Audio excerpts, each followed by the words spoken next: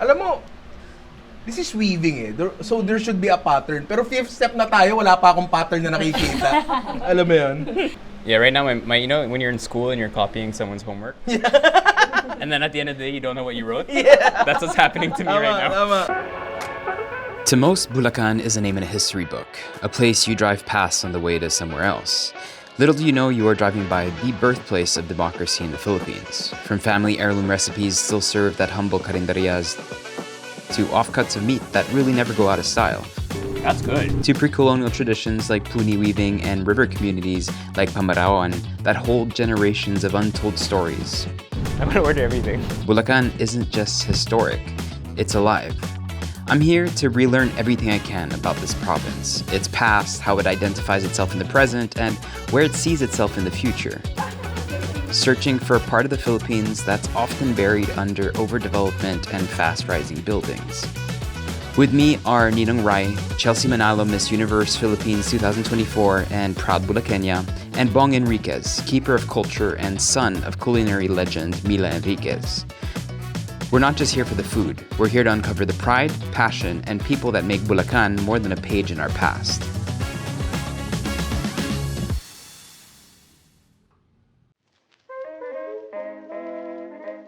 Our first stop takes us right into the heart of Malolos, at a place that's practically a landmark.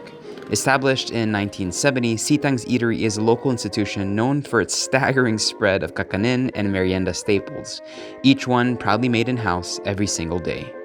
If you grew up in Bulacan, this place is part of your childhood, and if you didn't, well, what are you waiting for? So overwhelmed.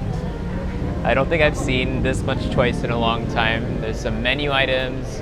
There's hot food for takeaway. There is lots of kakanin. Ano pa yung bestseller niyo?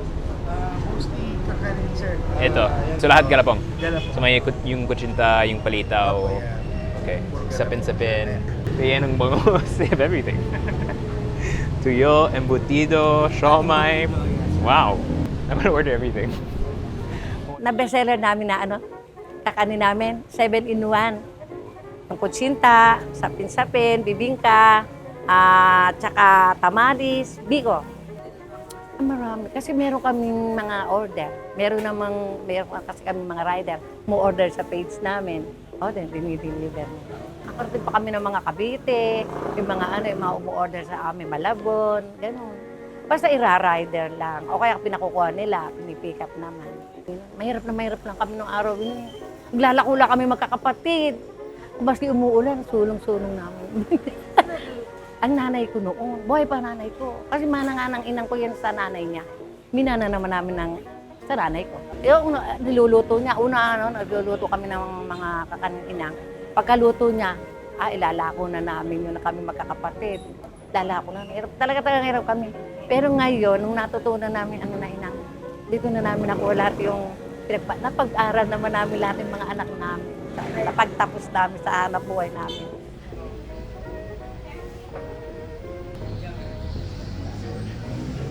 Every person we've asked about Bulacan and where to go in Bulacan, Citang's keeps being repeated. People tell us we have to come here.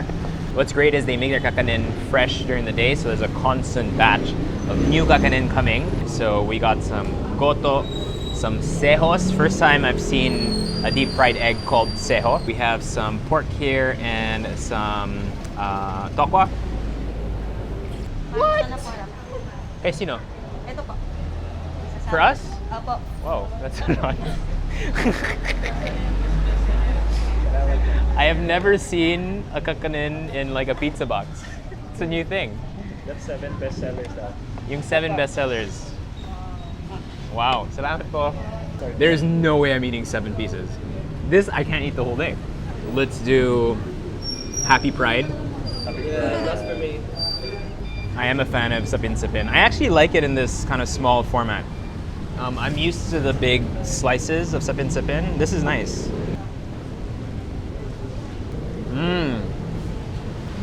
Much softer than the sapin-sapin I'm used to. The sapin-sapin I'm used to, you kind of, usually the ube layer kind of like pulls out and stretches.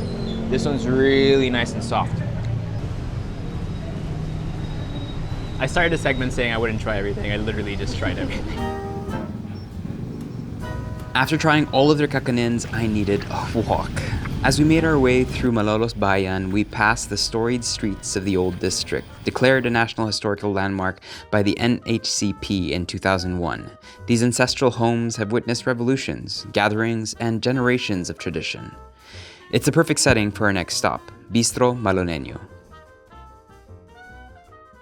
Here, Bulacan's culinary soul is kept alive through the legacy of one woman, Mila Enriquez. A tireless champion of Bulaqueño gastronomy, Mila spent her life researching, preserving, and documenting heirloom recipes, many of which would have been lost to time without her. Today, her son, Bong Enriquez, continues that mission, sharing the flavors that once graced noble homes and town fiestas alike. Can you tell me about Milagros? I mean, she's watching over us now. Yeah, she's watching over us. My mom's from Malolos, walking distance from here. 13 in the family. Her and her siblings and everything. And all of them, especially the men, they would go to market by themselves. Okay. Okay? So my mom was there, and then she got interested in cooking. Well, not for commercial or anything, but plain house cooking. Okay. Okay? She married my dad, who's from Bulacan. Jacinto Icasiano Enriquez. How did she get into this? Kasi we have a household cook, old household cook, by the name of Ba Pedro. We call him Ba Pedro. Ba Pedro's dad, the father of Ba Pedro, was the cook of the friars in the convent of Bulacan. Okay. You know how the friars were, Yeah. diba? Yeah. They They love want to good feast. food, They to love feast to eat talaga. well. Yeah. And Ba Pedro became the cook of our family, of the family of my grandfather, Amazing, Enriquez okay. household. Yeah. And so when my mom and my dad got married, they stayed in the ancestral house. You know, the old style of cooking. There was no measuring cups, measuring teaspoons or whatever. It's just tasa, half tasa. Yeah, one pinch of salt. Correct. You know, the type would start cooking at around 4 o'clock in the afternoon, in the morning. And he would end up at around 10 o'clock in the evening. For the whole day. The whole day. Yeah. You know, there's fire in that. And my mom got interested because the food of Ba Pedro was good. After that, when she was interested in getting all of these recipes, because she was from Malolos, so she had a lot of friends here in Malolos, and they encouraged my mom. Why don't you do the research of the food of Bulacan, of Malolos, you know? And for you, so I'm guessing growing up, you grew up with some very good food. Of course. So your mother was also cooking the food that she put here. Although I don't know how to cook, okay? But I know the taste of my mom. I'm used to very sweet Filipino ham for Christmas. I'm guessing it's something along those lines. So Milagros got to work. She interviewed the older generation in Bulacan and talked to all the household cooks. Eventually, she had enough and she realized that the food in the Philippines evolved depending on our history, which is why the recipes in her book are separated in historical chapters from pre-colonial dishes to the post-American period.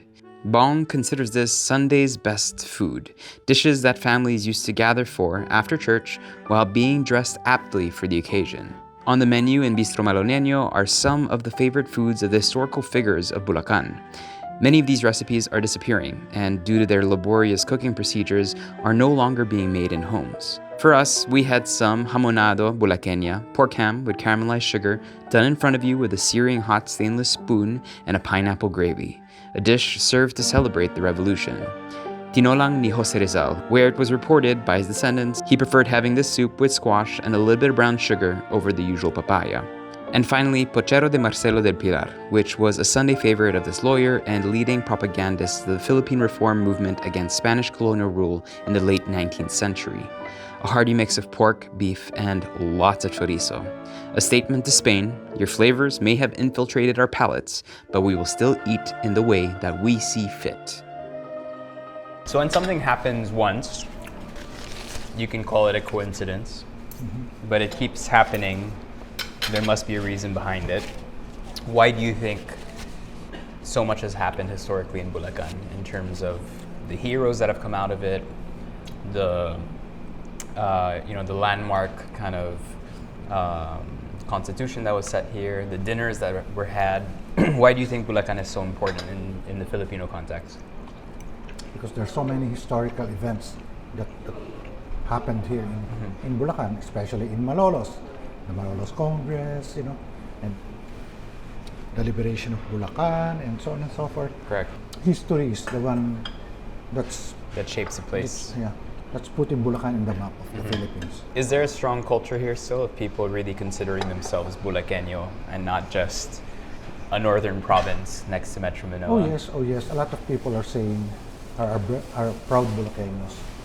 Although we're very near Manila, most of the Bulaqueños, they work in Manila, they studied in Manila, so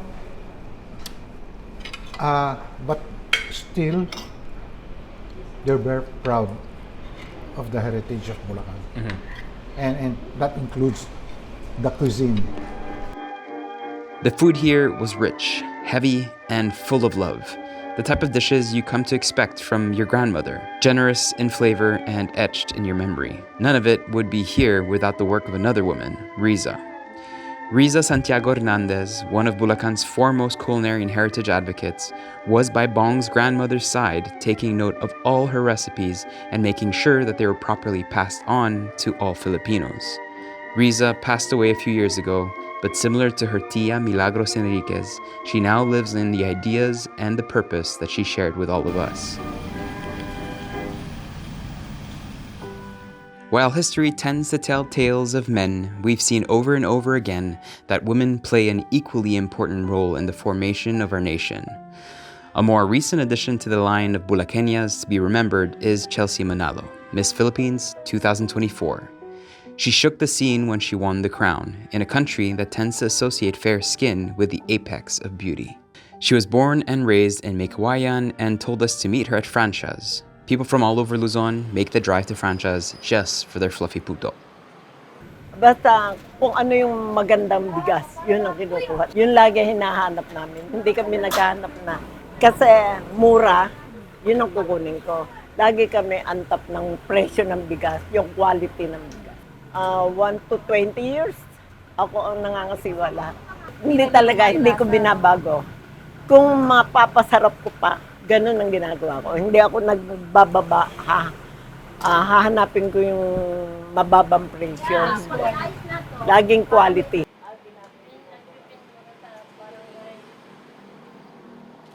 You know why Francia's is one of my favorites? It's not just because known siya in Bulacan. It's also because here in Bulacan, we like to feast. When there's always a celebration, laging merong puto on the table setting. And then I grew up lang na yung lola ko, yung mom ko, uncle ko, even yung mga pinsan ko, lahat na sila may tradition na kapag magdadala lang sila ng pasalubong in our house, there's always puto. And the puto is from Francia. Okay, amazing. And this is the first time to note I've actually seen a price for 50 pieces. Oh, wow. Which is insane, which shows you that people come Yeah. here and really buy in Yes. bulk, right? They have in boxes or sometimes nakabilao siya. Magkano po yung ganito?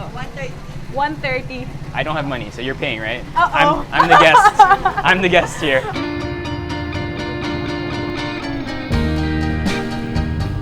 My favorite is the cheese, Okay. but I'll do this time. I want to try this one. I kind of forgot how it tastes, the pao. This is pretty cool though. Like I've never seen like a pao, like a shop pao in a puto style. Yeah. It actually makes a lot of sense. Okay, let's try. Very spongy, Yeah. very chewy. And it's sweet, no? Even just Yeah. like this part, the white dough part, itself, yeah, yeah. the dough is sweet. I think puto in general should be sweet. Yes, it's a kakanin, it's a snack that can be enjoyed at any time of the day. But my favorite way to use puto is with dinuguan. Oh my I god. love it so much. Yeah. Because dinuguan has that savory, salty soy flavor. And then when you just soak it up with a sweet puto, it just makes so much sense. Exactly. So here having kind of like a siopao filling in it Yeah. kind of gives you that balance of sweetness and savory. So it has to be sweet in my book. Yeah. So tell me a little bit about growing up in Bulacan. Oh my gosh. Well, Bulacan, now that I'm just going back again and again here, because now I'm mostly in Manila, but now it Okay. feels like, you know, I can really tell myself that I'm just this small town girl because Bulacan is so small. You know, the people here that you see will just be the same people again and again, but the people here loves food so much. Yeah. They love to cook, they like to feast. It's really family oriented where we're just so proud of our culture. Like Tagalog kami, we speak Tagalog, we love Fair. our food here. Correct. We're very famous also, just not for the puto itself, but pancit, adobo, like the traditional Filipino The food. Tagalog foods. Yeah. Do you still feel the provincial Yeah. kind of aspect of Bulacan? Oo naman. Yeah. Very humble lang naman yung mga tao dito. You know, Parang may sense of community. Of course. Like people kind of watch out for each other and Yeah. anything, whereas Manila is a bit more dog eat A lot. dog. Yeah, it's a lot it's to a take lot. in. Okay. Oo. After our puto, we wanted something a little more substantial to eat, and we had heard of a unique pancit dish in nearby Bocaue. Run by a fourth-generation owner with an ancestral house still intact, it's become a cheeky stop for curious foodies in the area. As its name states, its almost 100-year recipe is said to have been an accident, where bihon fell into a bowl of sopas. When did that idea start that this is something that you wanted to do? Was it you were watching Miss Universe or you grew up seeing someone that you wanted to emulate? Pageantry for me was never really, you know, in my idea to join that early. Kasi parang I started in school. Pero the only reason why I wanted to join in pageantry kasi I wanted to sing. Okay. Oo. So yung idea ko is like, oh, may talent portion.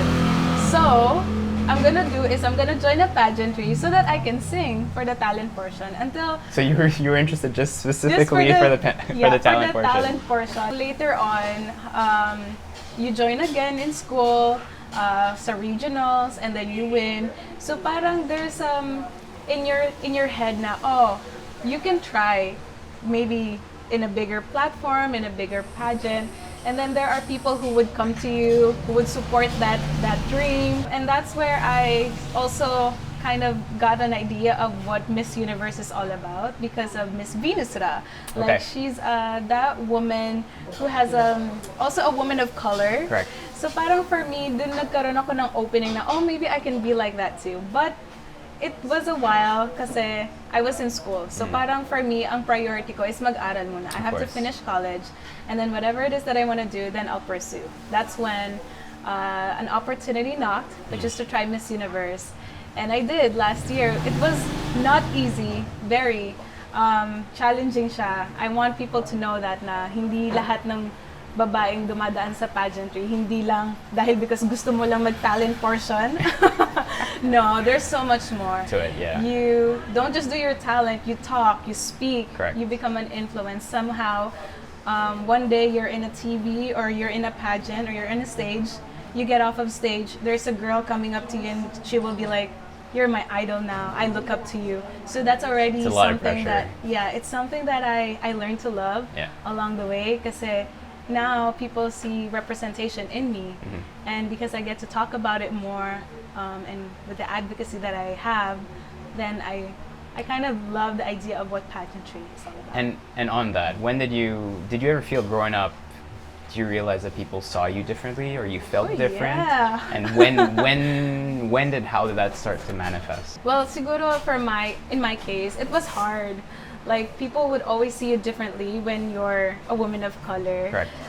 Growing up, I was bullied a lot because I was morena. I was Yeah. darker than a morena, actually. I had curly hair that I don't even like brushing my own hair noon. So it was a challenge kasi you would get bullied a lot. That there's so many people who doesn't know, you know, because you cannot speak for yourself that much. Correct. Like, you would just accept the bullies. Yeah. But then, sabi nga ng mom and dad ko, parang pasok sa tenga, labas na lang sa kabila. You know, you kill them with kindness. You don't really have to just listen to what they think about you because that's not who you are. Yeah. Then just show them who you are, what you want to be, what you want to pursue in life. And that's when people will then know who you really are rather than just what you look like physically. I think that's one aspect of Filipino culture that's maybe not pretty Yeah. that people also don't necessarily talk much about. Yeah. But there are racial biases here. Mm-hmm. People tend to think that people should look a certain way, that Of course. when you're pretty, there's a Western standard as to what Yeah. that pretty looks like. That changes now because now, you know, Korea is really popular. So now all of a sudden it's not just a Western bias, but there's Yeah. also an East Asian bias to what Yeah. beauty is, right? Yeah. It's kind of so bad to talk about it. It's no? fine. No, see, that's the But, yeah. what I'm trying to break through because Yeah. I feel Yeah. like it's there. Yeah. It's just below the surface, and we Uh-oh. never really talk about it. Yeah.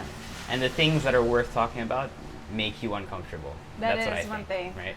So now that we got a chance to talk about it, because I don't know how many beauty queens you have talked to. Not many, actually. I think you're the first. You're the first Right. Miss Universe I get to interview. So I don't know what the standard was for so many Filipinos back then, but now it changes. Now that their standard is saying, oh, Chelsea's Correct. the standard. No, she's the dark skin. No. Okay. I think the standard is really yourself, Sure, yeah. your own beauty, your own uniqueness. Because, yeah, what they say is that beauty is in the eye of the beholder, but Correct. who are you looking at when you look in the mirror? It's yourself. So that is your own standard. Salamat. Salamat po. Thank you very much. So, you've never tried this, right? I have never tried Okay, it. but your mom told you it was good. My family have. The name means So, alanganin in English means doubt. doubtful. Doubtful, yeah. So, it's like you're really unsure what this whole thing is. Yeah. Because, di ba, when you think about pancit, it's supposed to be dry, but why is it, Why is it wet? oo. Why are there tamago eggs in it? Why is there liver and sayote? Okay, I'm gonna try it. I like that the egg is very generous, and you kind of have a very strong egg flavor, which I love. Broth is peppery. Wow. Stock is good. It's like sopas. Yeah. Pero yeah. Yes. noodles. Wow. You know, like longer noodles. I'm gonna have you more often in these shows. That's exactly what I was about Like to say. sopas, It's like no? sopas, but pancit version. Was the 1 year as Miss Universe Philippines, was it everything you kind of hoped it would be? Yes, it was. And I didn't expect it to be like continuous work. Like even until now, even if it had passed, it's still there. You know, the work continues. Like you work with different organizations at the same time, and you still want to make sure that people understand what it is that pageantry is all about. Like once you're done, it's not done. A lot of people think life is a gradual increase. You get more popular, you get busier, you get richer, richer, richer. There's this aspect that we think Yeah. that that's how our path should be in the world. Thank you. Wow, thank you po. It should be linear and it should be always increasing. And I think that's why a lot of young people now struggle with mental health issues and things like that, is because we always think there's something better, forgetting that we should also just enjoy where we are. And the way I see life is not like that. The way I see life is like this. Exactly. And so there are moments you'll be very busy. There are moments that'll be a bit more quiet, and et cetera, et cetera. And the way I see it is the quiet moments just give you the time Yeah. to reassess and Yeah. get ready for the next busy period of your life. That's good. Everything you've gone through in the past that seemed so big Yeah. was actually so little compared to the big things that you can achieve, right? Exactly. So in Bulacan, do you eat your pancit with Oh, with bread? monay, no? Monay ba tawag? Monay, no? Yeah. Ah, okay, monay. You do a full sandwich? Yes? Okay. I've never done this, Oh, ah. really? No! Oh, no. Usually, You need to. ang alam kong ginagawa dito, ice cream eh. Dessert. So especially when Pero- it's wet pancit, you'll take the first bite and you'll be like, why haven't I done this my whole life? Okay.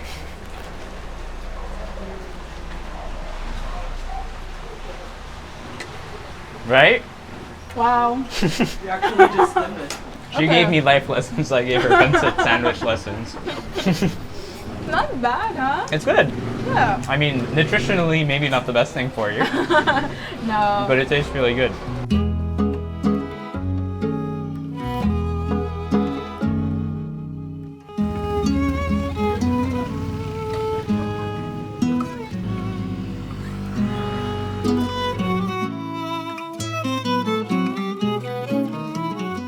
Puni is the art of making decorations and packaging out of palm leaves. In Bulacan, there is a tradition of making palaspas or palm fronds for Palm Sunday in the Catholic calendar. But even before this religious use case, this is a pre-colonial art form that needs to be remembered, and one of the masters of this art form happens to live here. So I called another friend to join me, as he is known for his delicate touch. This is a coconut Yes. So, leaf, ang okay. coconut leaves natin, ito yung lip blade. So, tatanggalin natin yung midrib kasi matigas siya eh. So, ang pagtanggal namin is from the tip o yung pinaka-top, ikakat mo siya ng konti sa dulo hanggang dun sa midrib. Then, you pull the midrib. Dahan-dahan lang po para lahat ng lip blade makuha nyo. So, hawakan nyo yung dalawang lip blade ng kamay nyo, tapos yung midrib, hihilahin nyo. Dapat makuha nyo lahat yung lip blade. Kasi yun ang kailangan natin. So, Why is mine So, Akin din eh. Ano din makapal siya. This is step one. Oo nga eh. Step 1 pa lang. so kailangan po hawak nyo yung lip blade, ang ipupul nyo yung midrib. So, Wala na to, wala na to. Yes, Side. yes, Step yes. 1 pa lang. So, Try again. Try again. yan. Ninong Ry and I are sitting with Jonnah Garcia and Gigi Garcia, founders of Punique. They're also advocates of this traditional art. Here, they teach other people about the art, sell local crafts, and help upscale local women to bring them a different source of income. Everything from earrings to food packaging. So, may alalay siya. Ayan. And then you move your hand down Ayan. to keep. So, hold it ang lahat ng fingers nyo. Ayan. Para lang siyang malaking chichar. Ayan. Malaking Tama. snow piece. Alam mo. Tama po. Ayan. Ay! So, yan ang kailangan nyo makuha. So, kailangan ang midrib nyo malinis. So how long have you been making or working in Puni art? 1996. Oh wow. 1996. How old were you? Something years. 36. No, back then, in 96. 96, okay. I was 6 years old. Okay, yeah. Oh. Okay, same. No, wait, my math is not mathing. So kung makikita nyo, yung triangle na yan, ayun din sa likod. Sino naka-figure out nito? alam mo yun? Alam mo, tanong ko yan. Diba? Yan, dyan natin malalaman na ang galing ng mga ninuno natin. Oo. Paano nila You know- na-invento to? You know right? what? You know, Oh. my theory is all of this could only have happened before social media. Yes, before internet. Right before internet, because people were so bored. Tama, They're like, we tama. need to figure out how to fix this problem. Yeah. Nowadays, when you have a problem, what do? ChatGPT. Exactly. Yeah. Okay. Are we still in step So, 2?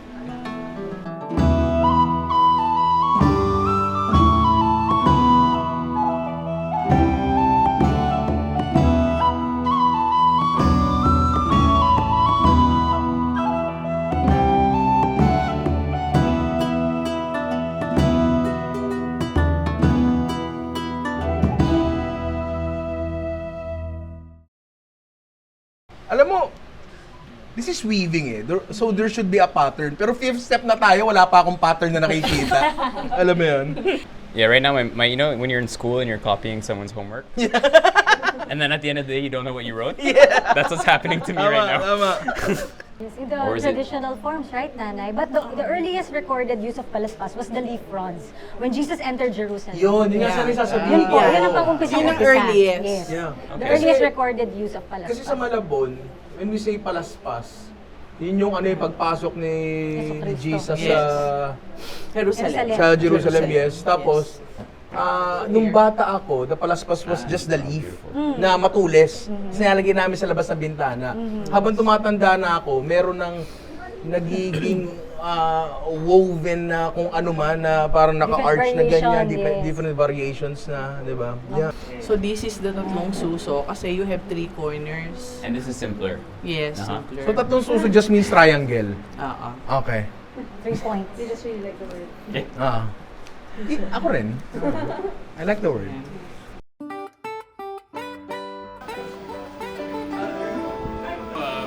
The Dubai chef. Yeah, Salt Bay is here.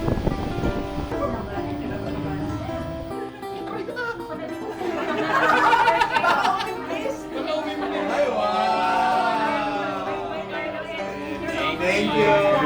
Thank you. Last time I had a food trip in Bulacan, I made sure to pass by Mercy's, and I was happy to find that it hasn't changed. Ano to? Empanada de Kaliskis. Empanada de Kaliskis. Morning po. So the Kaliskis, have you heard about it? Yes. Nag-try akong gumawa niyan before. The clamshell. Yeah, para siyang laminated dough in a way. Yeah. Oo. So they're the ones who brought it back to fashion. Okay. Even before Ninong Ry pa, tinry ko na siya. Nagustuhan kasi ng nanay ko kasi it's something na, alam mo yun, hindi niya pa nakikita. And ibang-iba yung texture. Were you able to get it? Yeah. Yeah. So just when you put it in, it puffs up like Yung sa that? akin hindi nagpa-puff. Weird yung akin. Okay. Yung sa ginawa ko kasi, what happens is the oil layer melts. Okay. So, nagli-leave lang siya ng kaliskis doon. Kasi pag nakakita ko ng ibang kaliskis sa internet, iba talaga yung itsura niya sa akin. So, Yeah. excited ako makatikim. Salamat po. Thank you. Hi po. Thank you po. Morning. Mainit pa.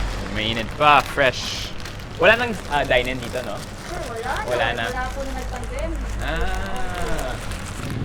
Look at that. So did you get that? I got this, yung ganyan. Pero yung nagawa ko before was sobrang brittle. So gusto Okay. kong matikman to. Yeah. Kasi ito yung proper eh. The texture. All our empanadas started looking the same. Yeah, Like yeah, it was yeah. like just the Dough. sheen dough. Oo. And then I remember starting seeing these forms, and they said you have to come to Bulacan Here, specifically to try this because they make the clamshell ones, and all the other ones that we've seen, they don't have that The lip. rim. There's no Oo. lip. This one has a lip, Okay. which reminds me more of the Malaysian curry puff. You know how they fold it. Tama.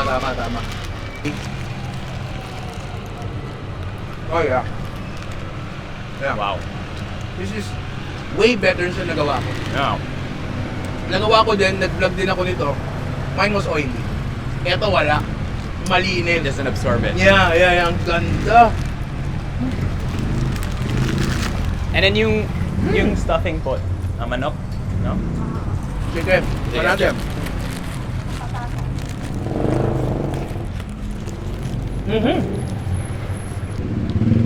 I was expecting na mas strongly flavored siya. Pero no. What you get is really manok. Manok, peppery. Yeah. It's like a nice amount of pepper, good texture from the potatoes. Also, it's not ground. No, Shredded. Shredded siya. Shredded siya. And then you can tell it's been cooked in broth or Yeah. something. Tapos hindi siya hindi imposing yung lasa niya. It's just there. Diba? And the dough is as important as the filling. Of course. Like here. Hindi siya hindi siya one or the other eh. Kailangan magkasama Correct. talaga siya. Diba? Masarap to ha. I really still think like this is probably one of the best bites you can have in the Philippines in such an unassuming place. So when people want to try this at home, I really do recommend you come here to try to learn how to make it because texturally it's hard to explain how to get this right. Tama. You see it a little bit here. So people used to say, oh, it's like croissant and everything. No.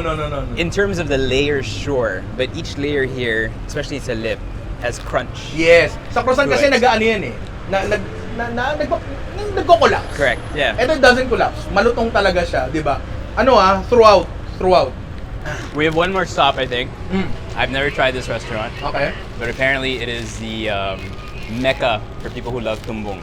Tumbong. Yeah, Tumbong. and they tumbong everything. They make everything out of tumbong. Ay, gusto ko yan. Mahilig ako sa tumbong. Bakit ha? Tumbongan na ha.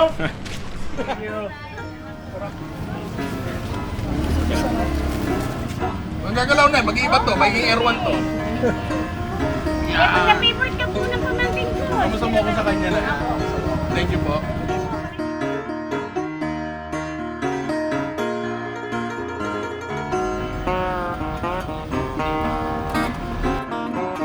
You heard me right. Tumbong, or pork rectum, or anus, whatever you want to call it. Just don't fade it.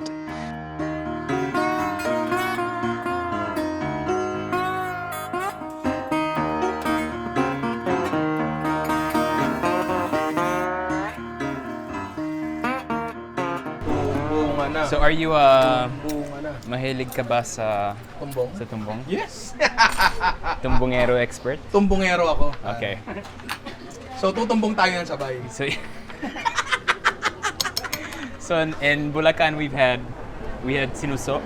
Sinuso, yeah. Today we had tatlong suso, Tatlong suso. and now we have tumbong. Yes! Tingnan ko muna yung suka nila. It should be sasa since this is the country of Nipa, right? Manghang. Masarap, para miss. Mm. Okay. Yun! Oh my god. Manghang, no? Thank you. Okay, so for our international friends watching, Okay. Tumbong is Tumbong is the rectum.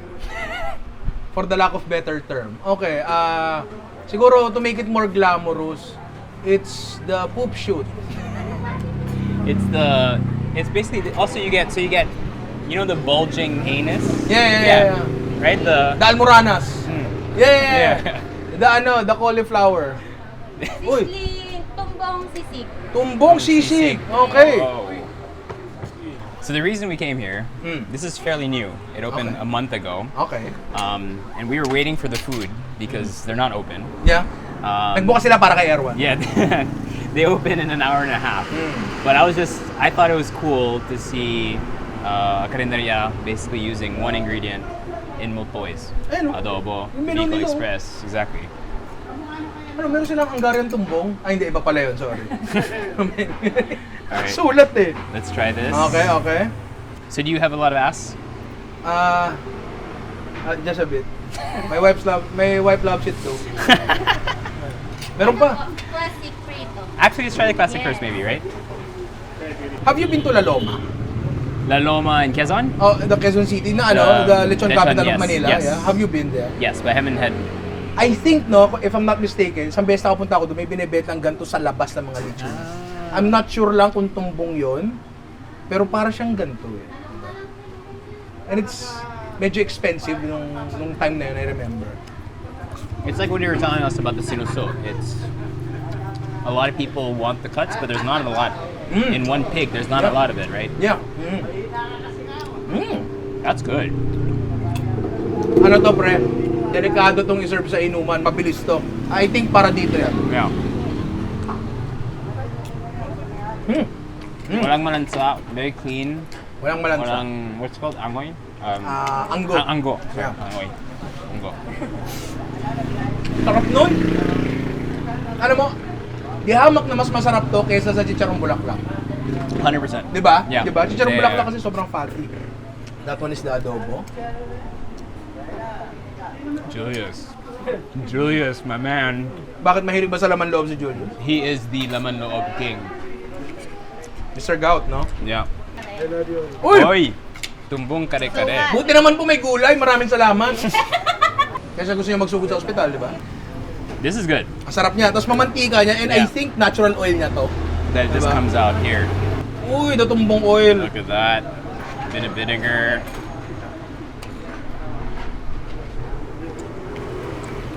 Oh, that's good.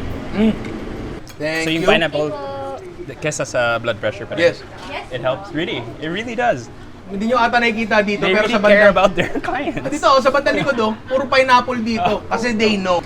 I used pineapple in high school for a very different reason. Tumbong Bicol Express. Yung Bicol Tumbong Express. Bicol! Yes. Ang daming tumbong! Gano'ng kalaki ang tumbong na isang baboy? Mga ilang kilo siya? Parang lang siya, half kilo lang. Half kilo lang? Etong lahat ng putahing nilabas mo dito, galing sa ilang baboy to, tansya mo? Parang 8 na baboy siya. 8 na baboy! Kasi sa dalawang parang Okay. Sige po, maraming salamat po. Salamat po. I've never had that much tumbong in my life! Now I understand why they have pineapple, they have garlic. When I've seen tumbong in the Philippines, most of the time it's in a soup form. Oh! Sibot? Sibot. Yeah. Sibot. Or it's refreshing in a way. Yeah. Hindi heavy, hindi Very light. walang oil slick masyado. Sakto lang. Ano pa yung bestseller nyo? Yung, Soup, I'm no? guessing yung soup and yung adobo. Itong dalawa? Yung? Ayun, mahilig kasi ako sa sabaw eh. Oo. Gusto ko talaga yung tumbong hinihigop eh. Bakit? Ba't ka natawa? May nakatawa doon? O tira nyo yung tumbong, higupin ko. Okay, you still have space for dessert? May tumbong dessert? Gusto ko may yung tumbong may ice cream.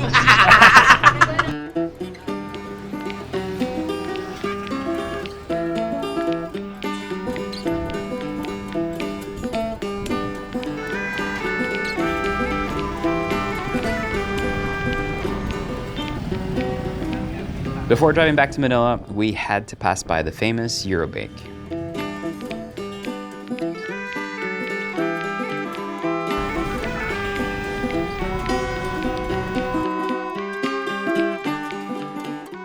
I don't know if it's a mental thing or Oo nga eh. but you feel You feel something eh. like You feel sticky. yeah, you feel sticky and a Sticky little and slimy. quagmire-ish. I feel like when you eat stuff like that, maybe your blood slows down. I don't know. Yeah, oo, Like ganun. it actually Yun yung chunks feeling. up. I don't know. So let's loosen it up with some sugar. Okay. And some margarine. So I saw you did a video in Eurobake, right? You Yeah. did like a reel here? Oo. Yung, syempre, the inipit and the ensaymada. I feel like any province you go to in the Philippines, there's always one consolidator. So it starts with them making one really strong, emblematic dish that everyone wants to bring home. And then eventually they start sourcing the best of the province and end up being kind of like the last stop before you go home. The parang the one-stop shop ng lahat ng pasalubong. Parang ganon. Correct. You know, hindi ako mahilig sa ube. Same. I mean, I'll eat it if it's there, but I don't look for it. Yeah.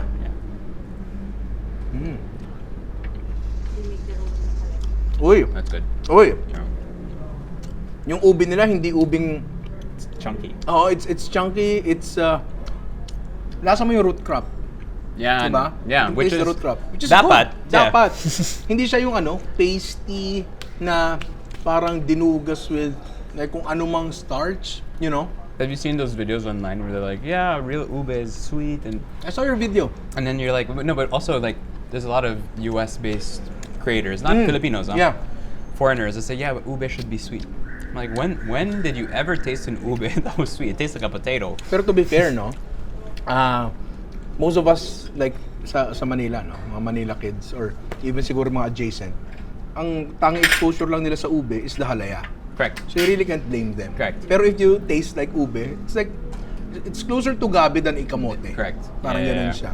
Tapos ang weird kasi, when you taste ube flavoring, it tastes like the commercial ube ice cream. It's like the fake ube flavor. Yeah, tas iisipin mo, eto, saan ang galing to? Like who decided who this would be decided na ito ube yung flavor? lasa ng ube? Okay, let's try this ensaymada. Ensaymada Malolos. Yeah, I love ensaymada. yun talaga siya. And to be honest, na dito sa ang daming nakiklaim na ensaymada sila. Pero the only thing na nagpapa-ensaymada sa kanila is the butter, sugar, and cheese. Yeah. Pero it's Yung really dough, about the bread eh. Correct. It's really about the bread. So what for you is a good ensaymada in terms of dough? Fluffy. Dapat sobrang fluffy niya. Like, medyo parang, in a way, yeasted chiffon. I don't know. Kasi chiffon yun naiisip kong sobrang airy na tinapay. Diba? Like a shreddy brioche, Exactly. right? Oo. Yeah. Pero hindi super heavy. You know, Yeah. mahirap siyang ipaliwanag eh. Meron din ako nakain ng ensaymada before na sobrang, I feel like sobrang inattempt nilang maging light. Naging parang raw yung dating. Gets mo yung sinasabi ko? Yung huli pumunta ako dito, sir, pag uwi ko, inubos ko ulit isa. One like this? Yeah. No. Yeah. I mean, I feel this is a good last bite for Bulacan. Saktong-sakto. Because I feel like in terms of provinces, it's kind of how like we did Malabon. Obviously, Malabon's not a province. And Ry was pissed at us because we completely forgot. We completely forgot that he was from Malabon. So that's why we asked him to come onto the I was Bulacan there. trip. Nandun lang ako nung pinuntahan nyo. Magkadikit lang ang Malabon at Bulacan. Magkadikit lang talaga sila. So, sa amin dati nung nagbabike kami, nung mga bata kami, merong sign doon sa may bandang... You're crossing into... You are now leaving NCR. Really? Meron, yeah. Oh, I didn't know that. Meron doon. Tapos parang, nasa probinsya na kami. Mga nagbabike kami. Tapos that's Obando. Okay. Meron pa ako mga klase na sobrang lapit lang na Obando sa amin. Sa Obando sila nag-aaral. So malapit lang talaga sa amin, pero culturally, lalo sa pagkain, Different. malayo. Yeah. Malayo talaga. I mean, siguro if meron kaming something like this sa Malabon, it's gonna be the Puto. Correct. Meron kaming parang sobrang light na Puto na hindi ko nakikita Elsewhere. Oo. I feel like every time I go to any province in the Philippines, there's always a couple of dishes that kind of make you rethink your knowledge of every, all the food that we have. Yeah. And it just goes to show that there's still so much to kind of learn about, right? In terms of our food. And not just, it becomes trendy to like go to Batanes or go to Basilan and everything, go to these far-flung places. But literally right next to Metro Manila, you have a place like Bulacan that has dishes still that kind of, one, have stood the the test of time, and 2 will still surprise you in how they're made. Because last time we worked together was a couple of years ago. Since then, everything that's happening in the food world, specifically in content, has accelerated so much. Do you think we're better off now in terms of people's knowledge about Filipino food and how it's being communicated? Or is it too much? Nung nagsimula akong mag-attempt maging content creator, which was 2020, merong malinis na distinction bilang consumer ng content at creator ng content. Pero today, everybody's a content creator. Alam mo yun? Which I think is a very good thing. It's a very good thing. Kasi, like, ano yun, hindi na tulad ng dati. May friends ako, ay, mga nakakatawa to para sa friends ko. Alam mo yun, now you're creating content for the world to see. Kasi may potential mag-viral lahat eh. Alam mo yun? So, I think lahat ng tao nagiging marketers in a way. Or, siguro parang not stewards of culture, pero parang taga-promoter of cultures, alam mo yun, in a way. Yeah, there's a lot more what they call UGC, right? User-generated content Yes, for everyday people. I mean, perfect example is today, the where we just ate. That we found through TikTok 2 days ago. 2 days ago. Yeah, we just saw it, and it just popped off. Right? Tapos 1 month pa lang sila nakabukas. Uh-huh. Kawawa naman yung mga bata. Tatauhin ng sobra. What did she say? She said they started opening at 10 a.m. and then 3 p.m. na sila ngayon. because they felt like they were gonna die. Isang buwan pa lang. Isang buwan pa lang talaga. Yun yung power. A lot of these places that we went to today and yesterday, some have very clear, we know who's going to take over and continue the business. Yeah. Some we're not sure if the next generation is going to keep doing it. So hopefully these kinds of videos help promote that. Nag-enjoy ako. Yeah. Kasi wala ako ibang ginawa kundi kumain lang. Dumaldal, di ba? Ry puts it perfectly. Bulacan is layered, just like this ensaymada. It seems so close to Metro Manila, close enough that it could look like it's part of it. But thanks to its rich and proud history, it feels distinct and unique. As the claws of modernization advance, so does the threat of culinary gentrification. We can't stop the rise of fast food chains, or the way recipes are shared online, or even how one might prefer kimchi over achara. However, one can be curious. Curious enough to ask questions, to look at our own backyards, to talk to our neighbors and elders, to establish a sense of identity through our foodways. Across the Philippines, every region holds its own nuances, shaped by history, geography, and the subtle influences of those around it. Each identity is distinct, yet connected, like strips of puni woven together to form something strong and whole, a vessel to protect our heritage for future generations.